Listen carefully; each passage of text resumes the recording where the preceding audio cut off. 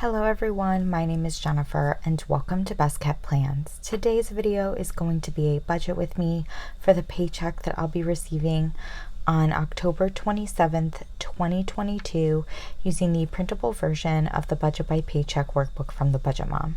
If you're interested in seeing that, please stick around.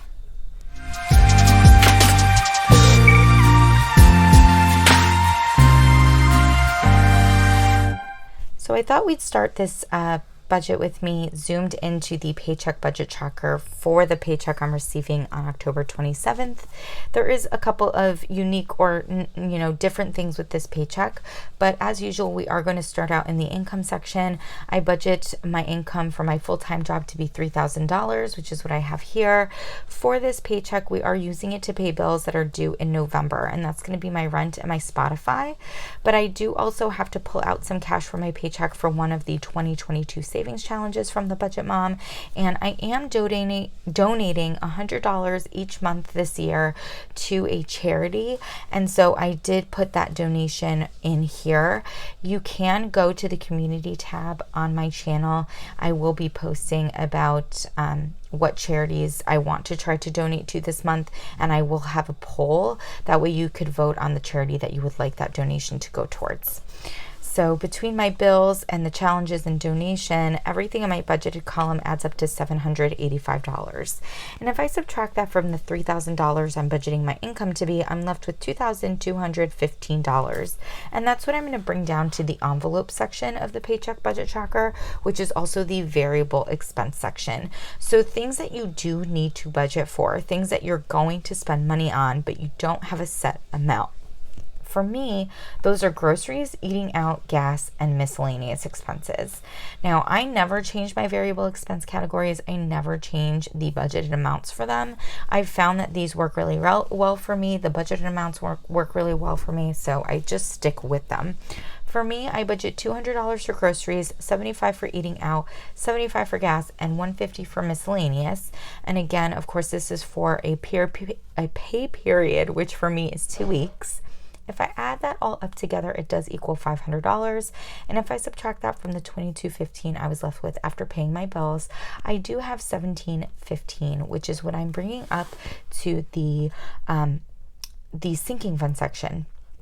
So I did start saving for my 2023 sinking funds in September of this year. I love starting to save for sinking funds early. This allows me to budget less money in my paycheck for sinking funds because I have longer to save for them. So I'm going to be saving $50 for travel, $25 for Christmas, $15 for subscriptions, $20 for medical, $50 for car maintenance, $110 for my car insurance and taxes, $25 for birthdays, and $20 for holidays. If I add up all of my sinking fund amounts, I do equal out to $315. And if I subtract that from the $1,715 we were left with after paying my bills and contributing to my variable expenses, I have $1,400. For me, what I decided to do with this paycheck was put a little bit of extra money towards my car. I did buy a car in June. I want to pay it off more quickly if possible, and so when I can, I try to put extra money towards that. With this paycheck, it's going to be nothing too crazy, just $200. And if I subtract that from the $1,400 I was left with after my sinking funds, I have $1,200 here. Coming down to the extra savings section, usually my house is my main priority and that's where all my extra money would go, but I am going to be on vacation during this pay period and I do want to have extra money available to me if I need it. So I'm only going to put $200 towards my house savings and save the rest of the $1,000 in my budget for my trip to Disney. Now, I'm hoping that I actually don't end up needing to utilize much or any of this $1,000, and if I don't, whatever I don't use is just going to end up going back into, I shouldn't say going back, but it's going to go into my house savings once I get back from my trip. Let's flip the page over and talk about my cash envelope breakdown.